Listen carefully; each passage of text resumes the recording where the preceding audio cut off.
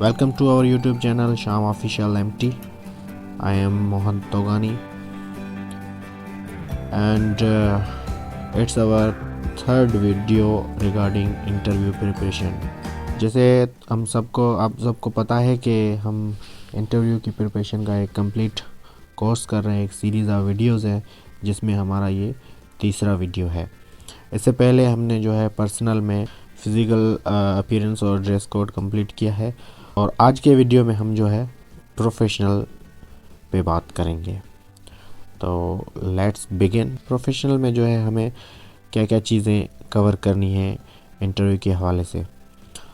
सबसे पहले जो हमने ये पहले भी डिस्कस किया है, इंट्रोड्यूस यूर सेल्फ। प्रोफेशनल में सबसे पहला जो क्वेश्चन ही यही आता है, इंट्रोड्यूस यूर सेल्फ। तो ये हमने पहले डिस्कस कर लिया है, इस पर ज़्यादा हम डिस्कस नहीं करेंगे। इसका आंसर जो है, जो ऐसे काफ़ी जो टिपिकल क्वेश्चंस हैं, इनके आंसर जो है हम लास्ट वाले जो वीडियोस हैं उसमें जो सिंपली रख देंगे, आप वो देख लीजिएगा। तो इसको ज़्यादा डिस्कस नहीं करते। दूसरा जो है, why you want to join civil services. Civil services join करने का पीछे आपका क्या लॉजिक है, क्यों आप ये सिविल सर्विसेज ज्वाइन कर सकते हैं। तो इसमें आप कोई भी जवाब देंगे, इसको आपको आंसर्स बनाने पड़ेंगे कि सिविल सर्विसेज ज्वाइन करना मेरा एक पैशन था शुरू से ही। जो है मैं जो भी आपकी ज़ारे इंटेंशंस होंगी, आपके पेरेंट्स भी चाह रहे होंगे, आप चाह रहे होंगे, या और कोई मोटिवेशन आपको मिली होगी, तो वो आप उस हिसाब से आपको उनके जो है आंसर्स बनाने। इसका जवाब भी हम जो है दूसरे आगे जो वीडियोज़ आ रहे हैं उसमें हम लाजमी लिखेंगे अपने हिसाब से, फिर आप उसको मॉडिफाई करें या वही अगर याद करके बता दें उस हिसाब से। तो पे आपको हिंट दे देता हूँ कि सिविल सर्विसेज ज्वाइन करने के बहुत सारे जो है मोटिव्स होते हैं। किसी की इंस्पिरेशन होती है, कोई जो है ब्यूरोक्रेसी में जो है अपनी कंट्रीब्यूशंस, जो अपनी कैपेसिटीज़ हैं, वो कैपेबिलिटीज़ हैं, वो ज़ाहिर है वहाँ देना चाह रहे होते हैं।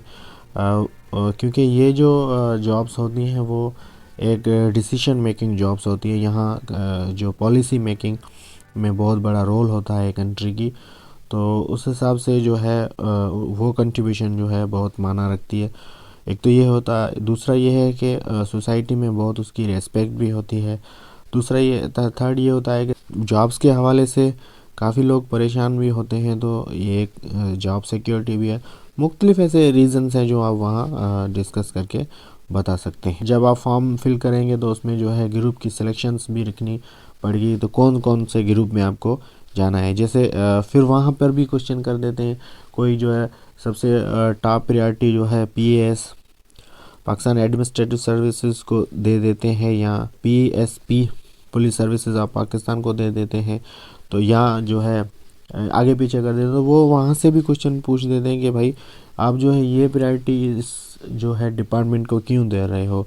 आपने अगर PAS नंबर 1 पे रखा है तो वो पूछेंगे PSP जो है नंबर 1 पे क्यों नहीं रखा। तो वहाँ आपको जो है जो सब्जेक्ट सिलेक्शन के हवाले से जो आपने की है, तो वो उनके भी क्वेश्चन इस हिसाब से बनाने के मैं PAS में जो जाना चाह रहा हूँ, तो मुझे एडमिनिस्ट्रेटिव जो है चीज़ों में दिलचस्पी है, पुलिस में दिलचस्पी नहीं है। तो इस हिसाब से आप अपनी क्वेश्चन आंसर्स बना सकते हैं। रिस्पॉन्सिबिलिटीज़ जो है वो जॉब के हवाले से।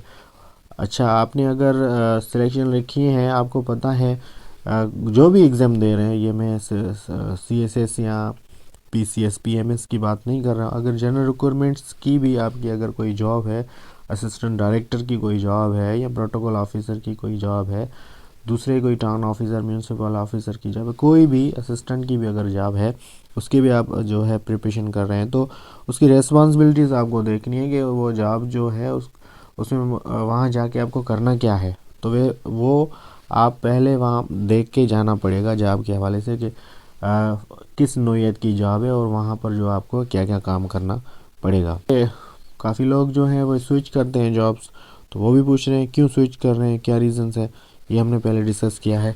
उसके बाद जो है आ जाता है वाई वी सिलेक्ट यू। ये तो टिपिकल क्वेश्चन होता है कि हम क्यों आपको सिलेक्ट कर रहे हैं, क्या है। सारे इतने दूसरे कैंडिडेट भी हैं, हम आपको क्यों जो है सिलेक्ट करें। तो इसका भी आपको आंसर उस हिसाब से बनाना है।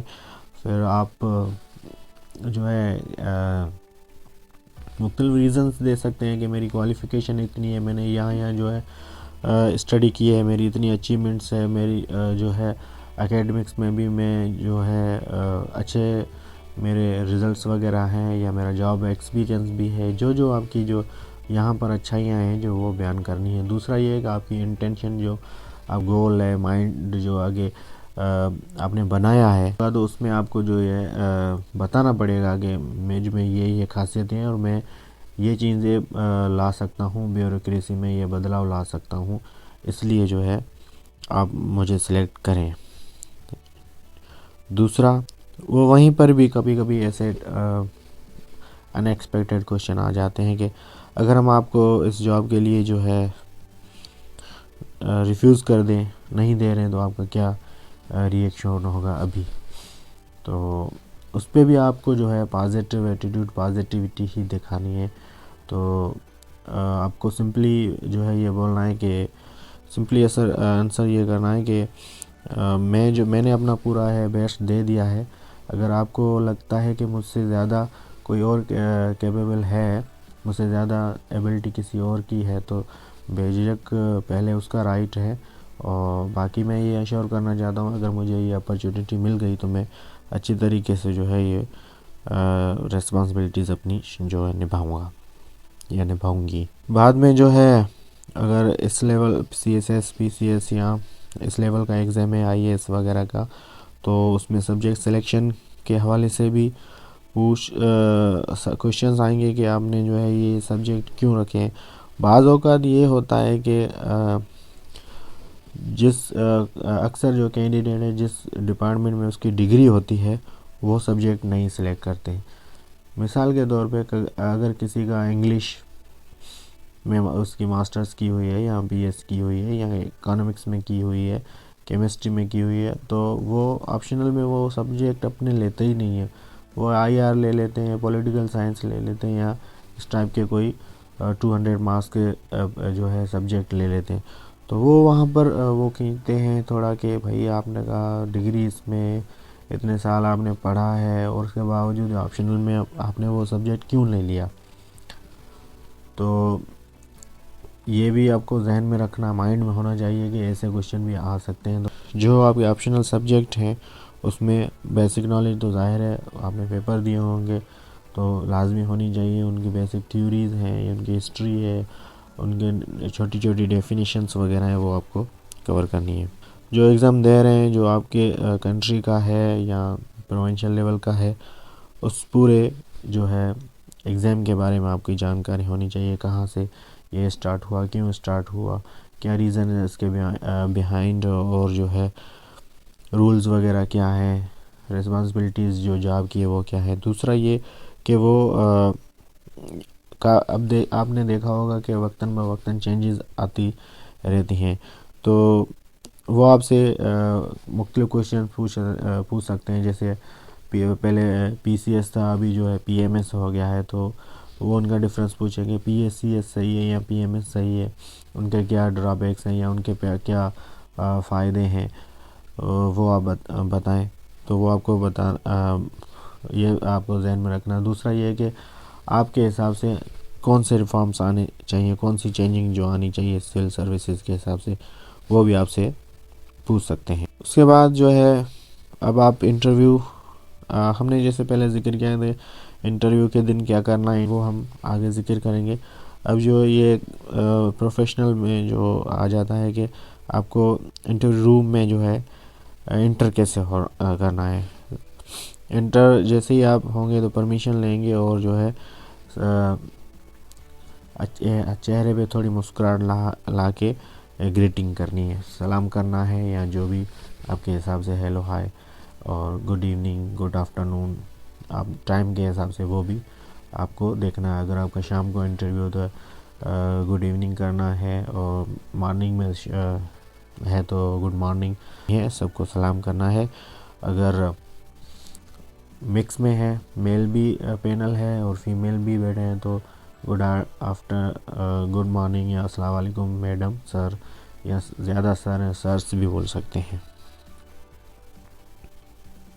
उसके बाद जो है आपको परमिशन लेनी है वहाँ पर बैठने की। परमिशन जैसे ही मिले आपको जो है थैंक्स बोलना है, बैठ के थैंक्स बोलना है और हल्की सी स्माइल करनी है। दूसरा ये भी एक पॉइंट है कि आप जो जहाँ आएंगे राइट साइड, जो चेयर का जो राइट एल्बो है उस साइड पे आके आपको बैठना है। इंटरव्यू के बाद जो है आपको लेफ़्ट एल्बो की तरफ से होके बाहर जाना है। इस पे भी एक पॉजिटिव इम्पेक्ट पड़ेगा।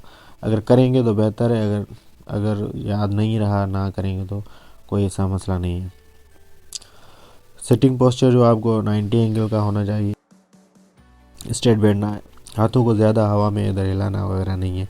सिंपली आप जैसे होता है फॉर्मल वे में कर सकते हैं। यह है कि पैनल के साथ जो है आपको बिल्कुल पोलाइट रहना है। अगर सवाल समझ में नहीं आ रहा है तो वो भी पोलाइट वे से एक्सक्यूज़ करके जो है उनसे दोबारा पूछ सकते हैं। बहस भी अगर कर रहे हैं तो उसमें आपको जो है ज़्यादा एग्रेसिव नहीं होना है। आई कांटेक्ट जो है बहुत मेन पॉइंट होता है इंटरव्यू का। आई कांटेक्ट जो है आप जो मेन जो आपसे क्वेश्चन जो पूछ रहे हैं ज़्यादा फोकस वहाँ होना चाहिए।